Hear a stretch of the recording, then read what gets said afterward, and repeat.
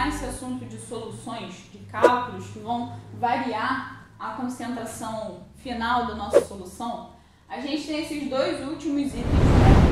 O primeiro vai ser a mistura de soluções com solutos que vão ser diferentes e que não vão reagir entre si. É como se a gente pegasse suco de laranja com guaraná.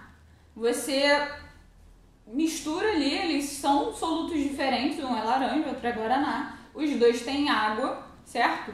E você não consegue misturar, o gosto não se torna uma coisa diferente. Você continua sentindo gosto de laranja, continua sentindo gosto de guaraná, beleza? É como se fosse isso. Eu trouxe o mais próximo possível para vocês. Mas os cálculos são muito fáceis, porque como são solutos diferentes, a gente não vai, e eles não vão reagir, não vai ter uma reação química nessa mistura. A gente considera como se fosse massas que vão se somar no final, elas têm que ser iguais. O que eu tinha antes, as massas que eu tinha antes eu tenho que ter no final, certo? E aí é como se a gente fosse fazer um cálculo de diluição, porque se a massa não é alterada, a única coisa que é alterada é o volume. Eu vou ter a mesma quantidade de massa em um volume que vai ser maior, porque eu vou juntar o volume de duas coisas diferentes, beleza? Então, ó, as quantidades do soluto continuam iguais e o volume maior de solução. Os cálculos eu não escrevi aqui porque eles são exatamente iguais aos cálculos de concentração de diluição.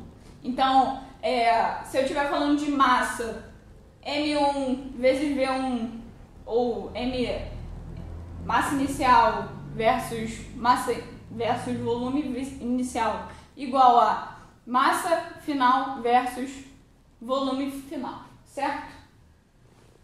Mistura de soluções com solutos que vão ser diferentes, mas que dessa vez eles vão reagir. Isso acontece muito na indústria e principalmente quando a gente está falando de ácidos e bases. É o tipo de mistura que a gente mais usa, porque para a gente descartar alguma solução de laboratório a gente precisa neutralizar. Eu não posso jogar fora uma substância ácida ou uma substância básica, só descartar ela, porque aquilo ali vai alterar todo o pH da água por onde ele vai passar. Então eu preciso fazer uma neutralização ali. E essa questão que a gente traz aqui. Como eles vão ser misturados e vão reagir formando sal, a gente já viu essa reação antes quando a gente estudou funções inorgânicas. A gente vai ter isso. O número de mols de ácido tem que ser igual ao número de mols de base, para eles estarem neutralizados totalmente. Então a gente tem essa formulazinha.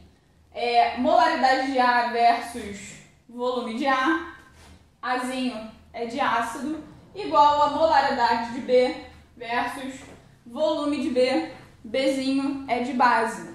Ou a gente pode usar essa tabelinha, essa nova expressão, onde Xazinho é o número de H+, e XBzinho é o número de OH-. E aí a gente junta tudo, também facilita bastante. Bem, falei de forma bem amplificada, bem detalhada sobre tudo que vocês precisam saber de soluções, dispersões, colóides. Eu espero que não tenha ficado dúvida, mas caso tenha, manda aí pra gente. Anota no caderno para trazer na próxima aula. E nos próximos vídeos a gente vai ter exercícios dessa parte, porque eu só passei a parte teórica. Era muita coisa para falar e aí eu foquei na parte teórica. Então agora a gente vai fazer bastante exercícios, usar bastante exemplos para exercitar esse conteúdo, tá bom? Um beijo e muito obrigada.